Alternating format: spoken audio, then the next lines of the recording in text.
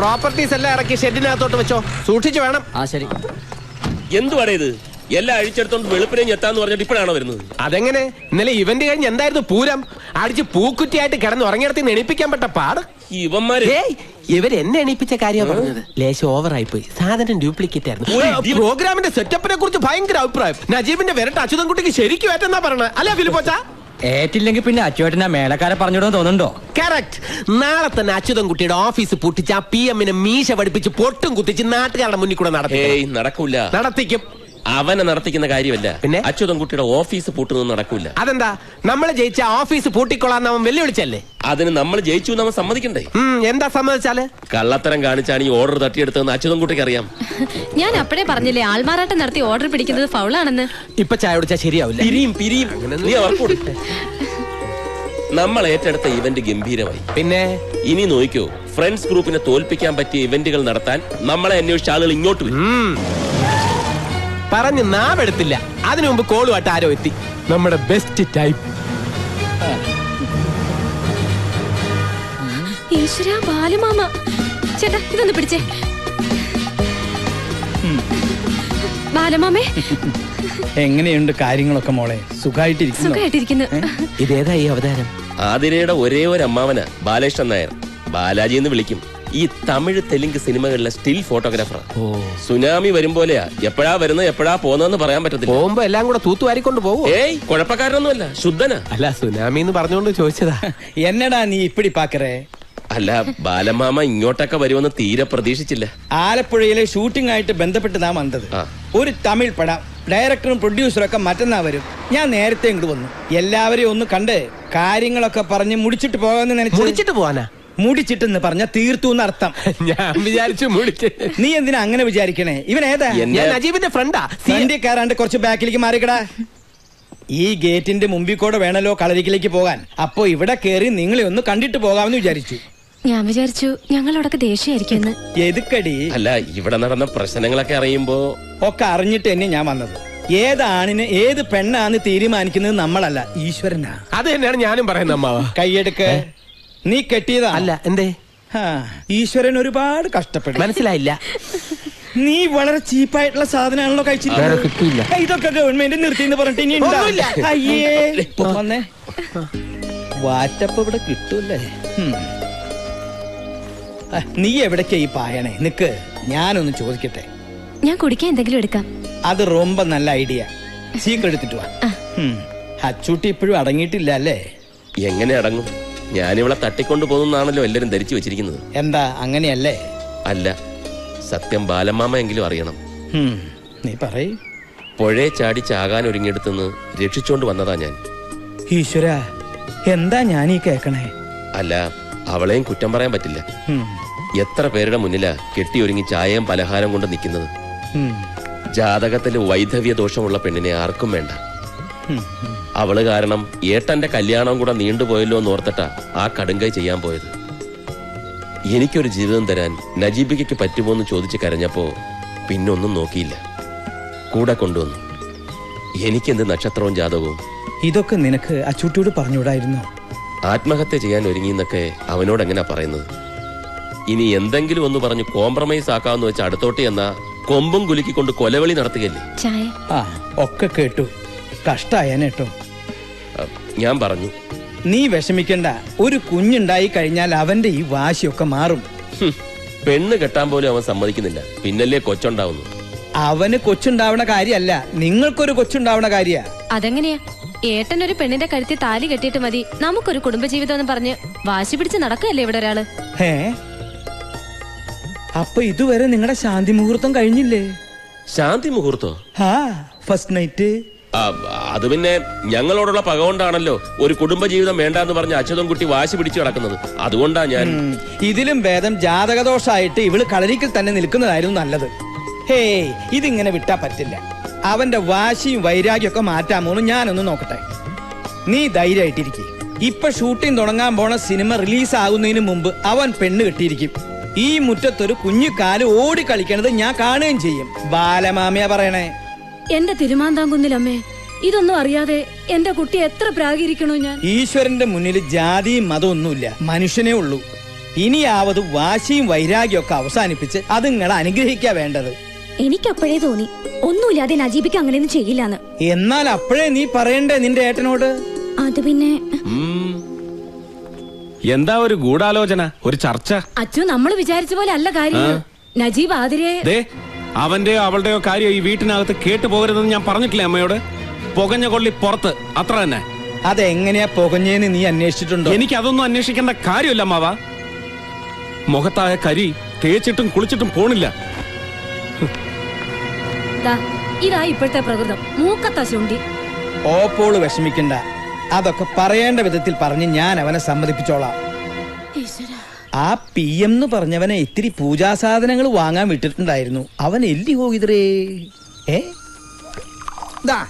നിന്റെ mixing correct ആണോ നോക്കിയേ? അപ്പൊ നീ എന്റെ മിക്സി പഠിച്ചു അല്ലേ? എന്ത് കാര്യം ഒറ്റത്തവണ കണ്ടാ മതി ഈ PM-ന്. നീ റൊമ്പ ഗട്ടിക്കാരൻ. ഞാൻ കെട്ടിട്ടൊന്നുമില്ല. എടാ, ഗട്ടിക്കാരൻ എന്ന് പറഞ്ഞ സാമർത്ഥ്യക്കാരൻ അർത്ഥം. ഓ, ആ കെട്ടിക്കാരൻ. ആ, അപ്പൊ നമ്മ പറഞ്ഞു നിർത്തിയതെങ്കേ നാഗർകോവിൽ തെലുങ്ക് പടത്തിന്റെ ഷൂട്ടിങ്. ആ, കോവിൽ ഏതോ കല്യാണം കാണുന്ന ഹീറോയും ഹീറോയിനും. കറക്റ്റ്. കറക്റ്റ്. ഹീറോയും ഹീറോയിനും റെഡി. അവര് കാണുന്ന കല്യാണത്തിനുള്ള പെണ്ണും റെഡി. പക്ഷെ ചെറുക്കനായിട്ട് അഭിനയിക്കാൻ കൊണ്ടുവന്നവനെ ഡയറക്ടർക്ക് ഇഷ്ടപ്പെട്ടില്ല. ഡയറക്ടർ കോദാണ്ഡരാമ റെഡ്ഡി എന്നെ നോക്കി ഒന്ന് പുഞ്ചിരിച്ചു. ബാലാജി, നീ കല്യാണ ചെറുക്കനായിട്ട് അഭിനയിക്കുന്ന ഒരു ഓർഡർ. അന്ന് ഞാൻ ഇതുപോലെയൊന്നുമല്ല, ഇതിലും പൂസായിരുന്ന സ്മാർട്ടായിരുന്നു. ശിവാജി ഗണേശനില്ലേ അതുപോലെ. പിന്നെ ഒന്നും നോക്കിയില്ല, കേറി നിന്ന് താലി കെട്ടി ഫസ്റ്റ് ടേക്ക് ഓക്കെ. ഷൂട്ടിംഗ് കഴിഞ്ഞ് ഞാൻ പുറപ്പെടാൻ ഒരുങ്ങുമ്പോ ദേവരനു. ആര്? ഞാൻ താലി കെട്ടിയ പെണ്ണിന്റെ ചേട്ടൻ രാമകൃഷ്ണനും നാട്ടുകാരും. എന്തിന്? കെട്ടിയ പെണ്ണിനെ ഇവിടെ ഇട്ടുകൊണ്ട് പോയാ കൈയും കാലും വെട്ടുന്നു പറഞ്ഞ് എന്റെ ക്യാമറയും വേഗം അവര് പിടിച്ചെടുത്തു. അപ്പൊ ആ പെണ്ണ് നടിയായിരുന്നില്ലേ? ഏയ്, ഷൂട്ടിംഗ് കാണാൻ വന്ന ആ പെണ്ണിനോട് എന്തൊക്കെയോ പറഞ്ഞ് വേഷം കിട്ടിച്ചത് ആ പ്രൊഡക്ഷൻ മാനേജർ തെണ്ടി. എന്നിട്ടെന്താ, ശാന്തി മുഹൂർത്തം കഴിഞ്ഞ് ഞാൻ നാടുവിട്ടു. ശാന്തി മൂത്രോ? ഫസ്റ്റ് നൈറ്റിംഗ്. പിന്നെന്തിനാ അവിടുന്ന് പോകുന്നത്? അവിടെ തന്നെ കൂടായിരുന്നില്ലേ? അതെങ്ങനെയാ? അന്ന് എനിക്ക് നാട്ടിലൊരു ഭയങ്കര പ്രേമുണ്ടായിരുന്നു. എന്നിട്ട് അവരെന്ത് കെട്ടാഞ്ഞത്? സിനിമാക്കാരന് പെണ്ണ് കൊടുക്കില്ല എന്ന് പറഞ്ഞ് അവളുടെ തണ്ട വേറൊരുത്തനെ കൊണ്ട് അവളെ കെട്ടിച്ചു. എന്നാ പിന്നെ തിരിച്ച് നാഗർകോവിലേക്ക് പോകായിരുന്നില്ലേ?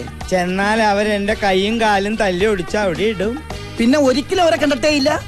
ഒരുപാട് സ്ഥലത്ത് ഞാൻ അവരെ അന്വേഷിച്ചു, പിന്നെ ഞാൻ അവരെ കണ്ടിട്ടില്ല.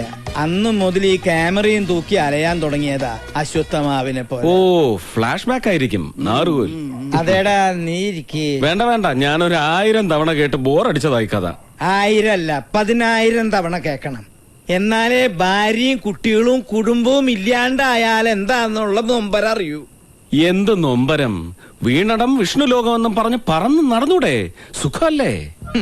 സുഖം പുറത്ത് നിൽക്കണവർക്ക് അങ്ങനെ തോന്നും, പക്ഷേ ഉള്ളിലെരിയണ തീ ആരും കാണില്ല.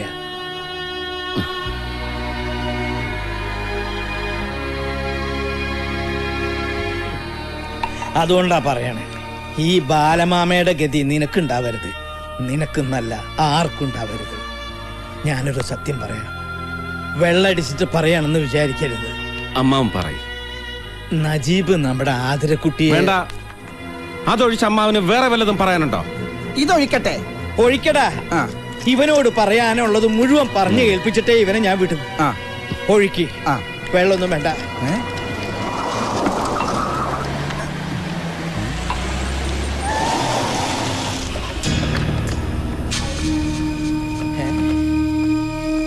ആരാ ഈ നേരത്ത്? പൈലിപ്പിള്ളയും അയാളുടെ ഗുണ്ടകളുവാ.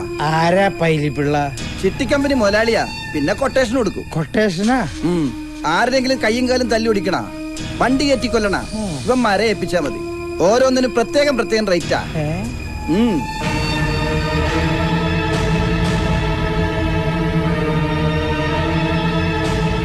അതെ, അങ്ങനെ അങ്ങ് ഏറ്റാ മതി.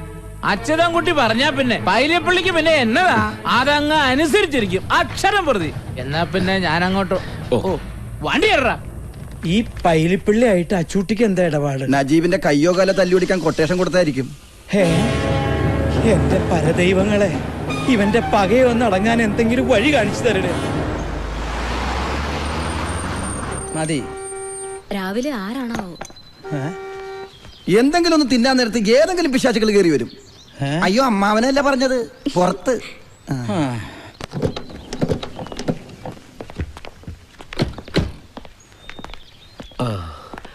മിസ്റ്റർ അച്യുതൻ കുട്ടിയില്ലേ? ആ ഉണ്ട്, വിളിക്കാം. അച്ചു,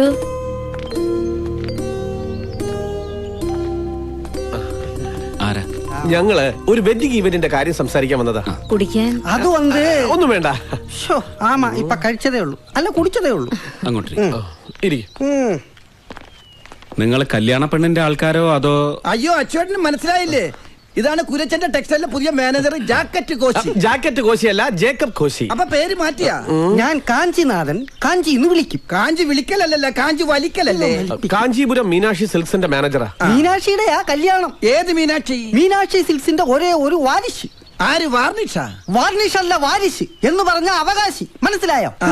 അതുകൊണ്ട് മുതലിയാരയ്യാവുക്ക് ഒരേ നിർബന്ധം, കാഞ്ചീപുരത്ത് ഇതുവരെ ആരും കാണാത്ത അപ്പൊ കല്യാണം. കല്യാണത്തിന് ആരും കാണില്ലേ? അതല്ല, ഇതുവരെ നടക്കാത്ത ഒരു കല്യാണം. അപ്പൊ ഈ കല്യാണം നടക്കില്ലേ?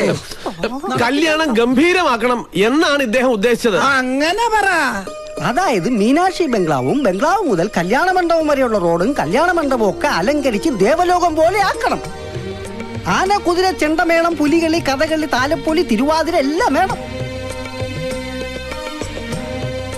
പിന്നെ മുതലിയാരയ്യാവുക്ക് വിദ്യാഭ്യാസം ரொம்ப കമ്മി.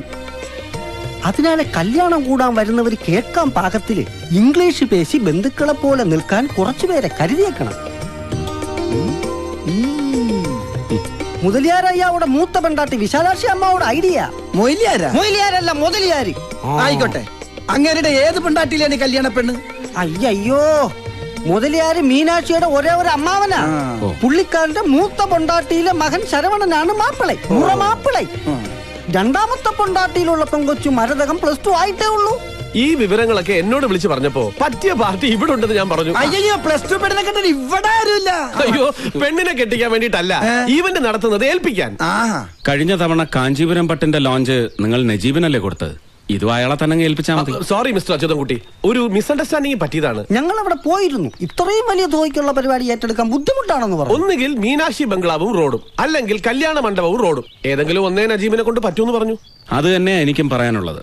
ഇത് വലിയ തുക വരുന്ന പരിപാടിയാ.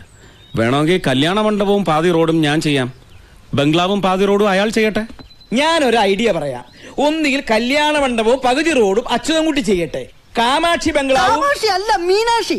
ഏത് യക്ഷിയായാലും ആ ബംഗ്ലാവും പകുതി റോഡും നജീബ് ചെയ്യട്ടെ. അത് തന്നെയല്ലേ അച്ചോട്ടനും പറഞ്ഞത്? ആണല്ലോ, എങ്കിൽ ടേക്ക് ഓക്കെ. എന്റെ അമ്മാവനാ, സിനിമയിൽ വലിയ ക്യാമറമാനാ.